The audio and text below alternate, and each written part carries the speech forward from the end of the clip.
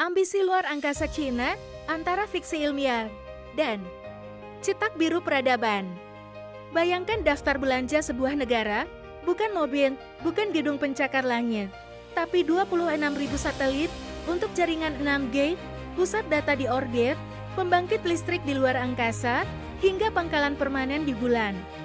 Ini bukan skenario film fiksi ilmiah Hollywood. Ini adalah rencana operasional China untuk 2 dekade ke depan.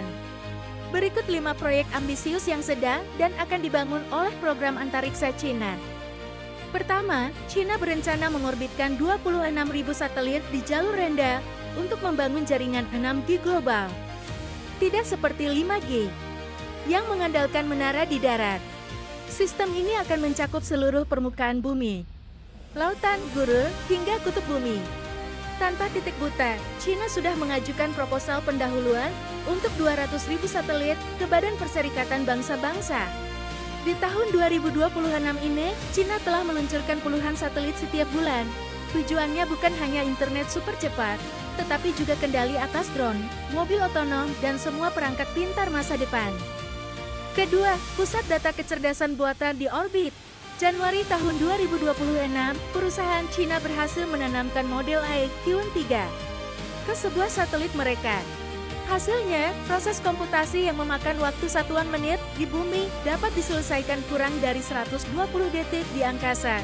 Target mereka adalah 2.800 satelit komputasi yang beroperasi penuh pada tahun 2030. Dengan tenaga surya matahari tak terbatas dan tanpa rebutan lahan atau sistem pendinginan yang mahal di bumi. Arsitektur komputasi angkasa ini bisa menjadi tulang punggung ekonomi digital global. Ketiga, pembangkit listrik tenaga surya luar angkasa. Proyek percontohan di kota pedalaman Chongqing mulai berjalan tahun ini. Biaya listrik yang murah, produksi akan menjadi murah, tidak heran Amerika dan Barat marah karena kalah bersaing. Berbeda dengan fungsi panel surya di bumi yang terbatas oleh malam dan cuaca.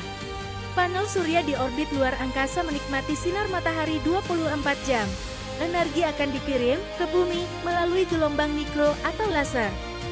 Targetnya, stasiun listrik megawatt ini akan beroperasi pada tahun 2030.